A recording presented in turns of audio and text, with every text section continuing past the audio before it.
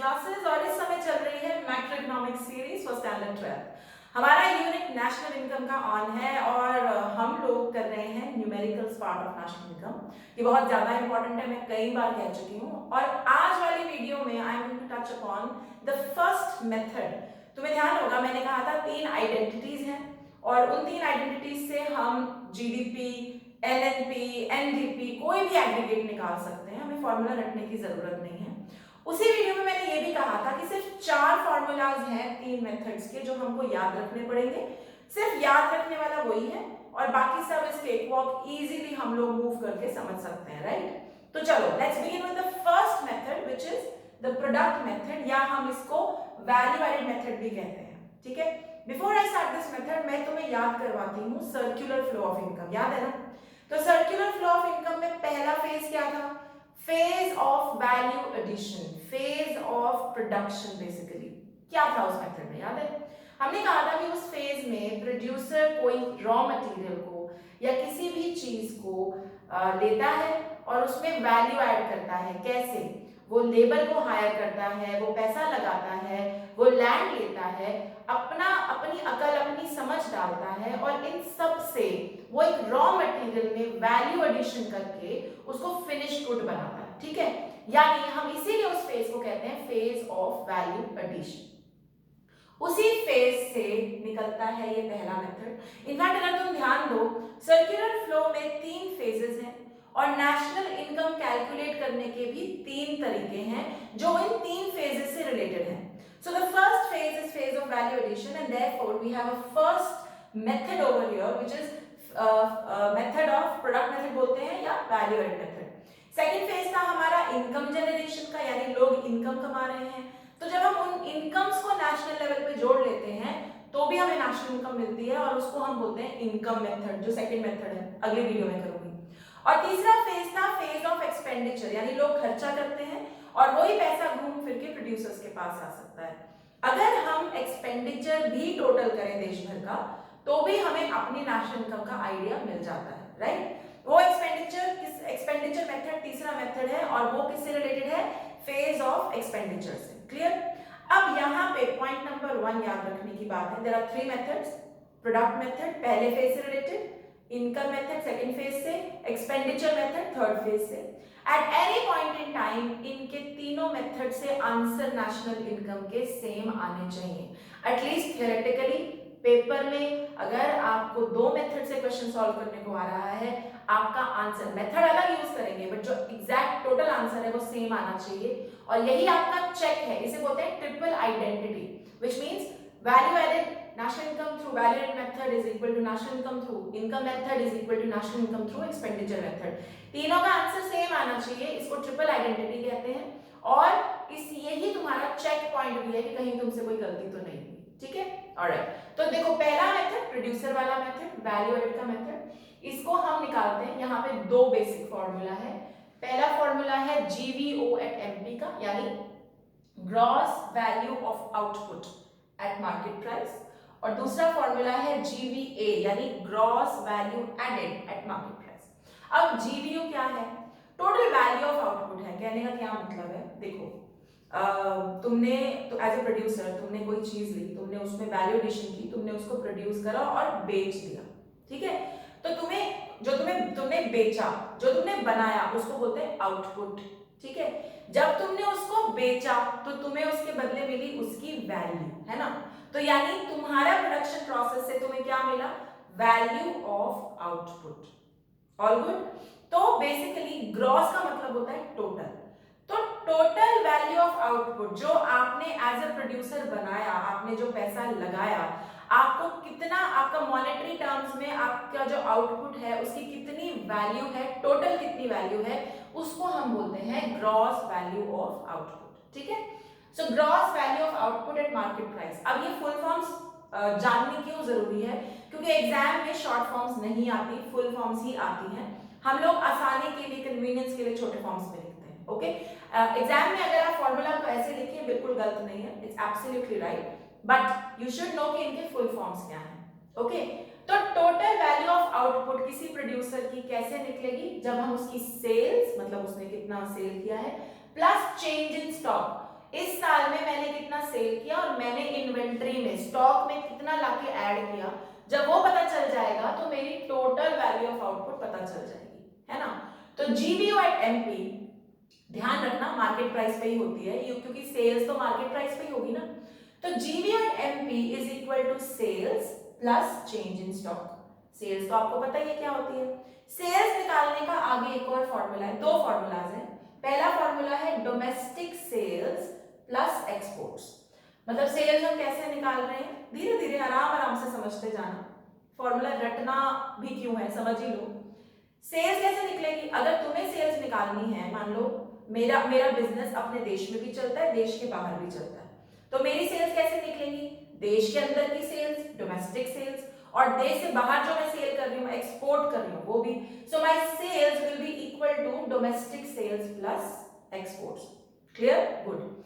Plus change in stock, यानी मैंने इस साल में इन्वेंट्री में कितना पैसा डाला, मतलब मुझे रॉ मटेरियल चाहिए तभी तो मैं आगे अपनी प्रोडक्शन प्रोसेस करूंगी, तो रॉ मटेरियल का भी तो स्टॉक बना के रखना पड़ेगा ना, तो उसमें भी तो पैसे लगाने पड़ेंगे, तो वो चेंज इन स्टॉक। अब चेंज इन स्टॉक कैसे निकलता है, तुम लोग अकाउंटेंसी पढ़ते हो, तुमको पता है, it is closing stock minus opening stock. इस फॉर्मूला को भी समझाती हूँ। For example 1 January 2019 is your opening stock, आप जानते हैं ना।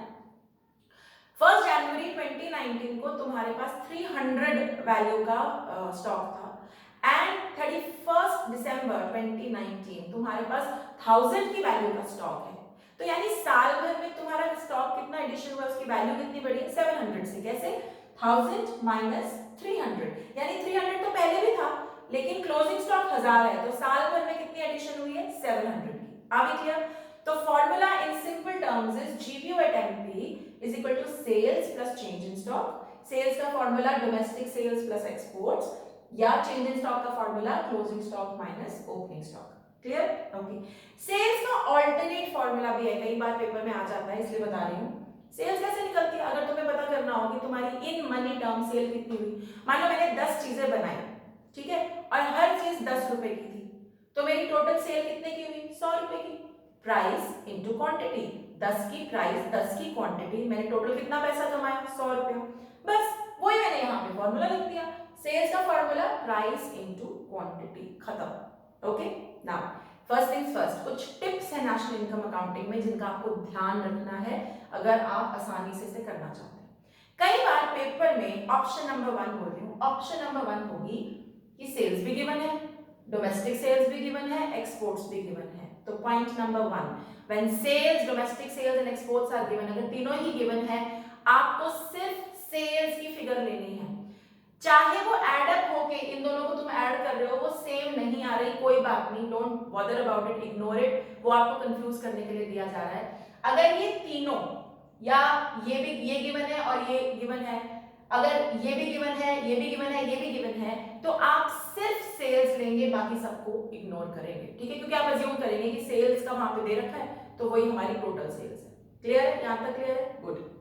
नाउ कई बार होगा पेपर में सेल्स नहीं गिवन होगा, ऑप्शन नंबर 2 सेल्स नहीं गिवन होगा, डोमेस्टिक सेल्स और एक्सपोर्ट्स गिवन होंगे। तो काम सिंपल है, पहले पूरा फॉर्मूला लिखो, फिर ये फॉर्मूला लिखो और डोमेस्टिक सेल्स एंड एक्सपोर्ट्स को ऐड करो।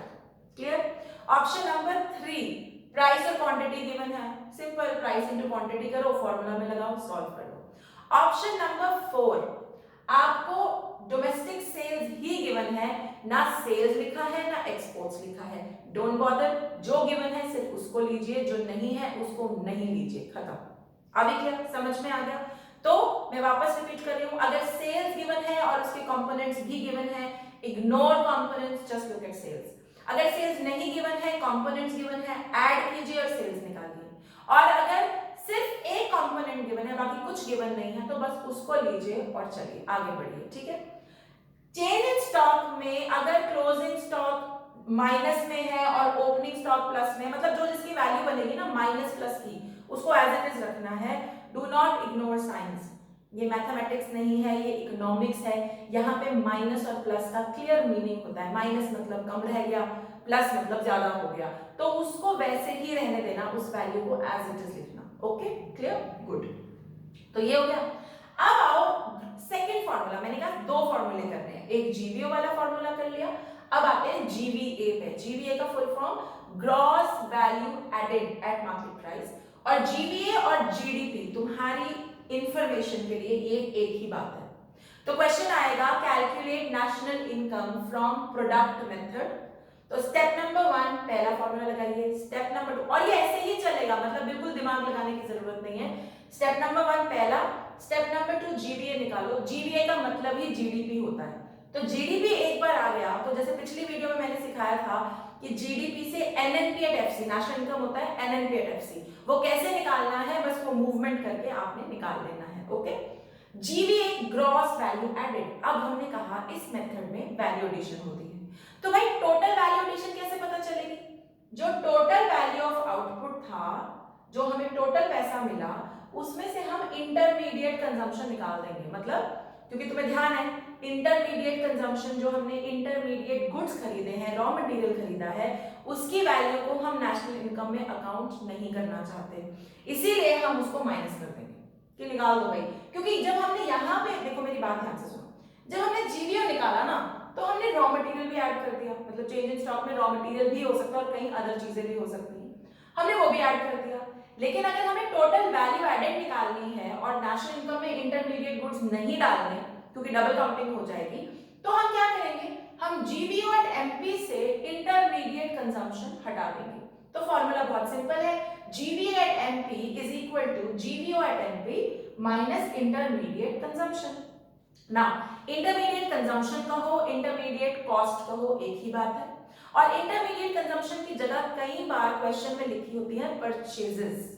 अब तुमने सोचना है कि अगर मैं एज अ बिजनेस सेल करती हूं तो वो यहां आएगा, लेकिन एज अ बिजनेस जब मैं परचेज कर रही हूं तो मैं क्या परचेज करूंगी, या तो मैं मशीनरी खरीदूंगी या मैं रॉ मटेरियल खरीदूंगी।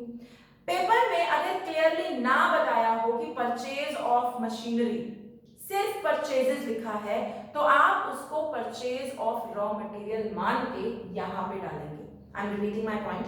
फॉर्मूला नंबर 2 में GVA at MP is equal to GVO at MP minus IC, intermediate consumption, alternate नाम इंटरमीडिएट कॉस्ट। ओके, कई बार इसकी जगह पर दिया होता है परचेजेस। परचेजेस के दो वेरिएंट आ सकते हैं, कीप दिस इन माइंड, या तो लिखा होगा खाली परचेज, या लिखा तीन वेरिएंट एक्चुअली, या लिखा होगा परचेज ऑफ रॉ मटेरियल, या लिखा होगा परचेज ऑफ मशीनरी। खाली परचेज है तो अज्यूम करो रॉ मटेरियल का है, इंटरमीडिएट कंजम्पशन की तरह माइनस कर दो। परचेज ऑफ रॉ मटेरियल है तब तो सोचने की जरूरत ही नहीं है ही intermediate consumption, intermediate good, minus करो। लेकिन अगर परचेज ऑफ मशीनरी है guys, go back to your concept of capital goods.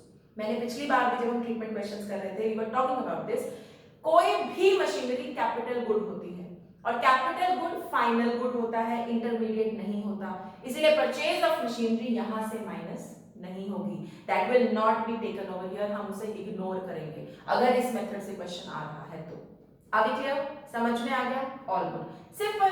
So step number 1 जीवीओ निकाला, जीवीए निकाला, जीवीओ निकाला, जीवीओ से जीवीए निकालिए आईसी माइनस करके, और जीवीए और जीडीपी एक ही बात है।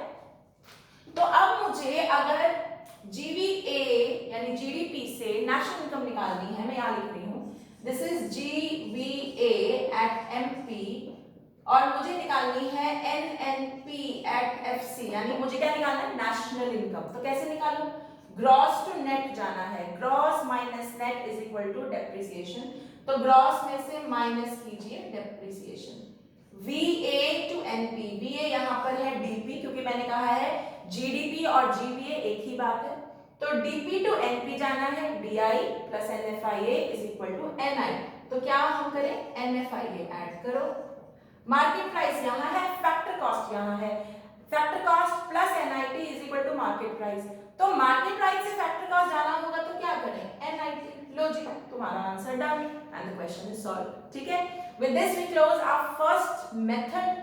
अब मैं एक वीडियो में इसके प्रिकॉशंस भी करवाऊंगी, लेकिन फिलहाल ये न्यूमेरिकल मेथड इस तरीके से करना है, बहुत simple, 2 formulas, third one move the identity and you are done। ठीक है, I hope you are clear with this method. अगर आप लोग मुझे YouTube पे देख रहे हैं, like share subscribe and comment करना बिल्कुल मत भूलिएगा। Till then bye bye.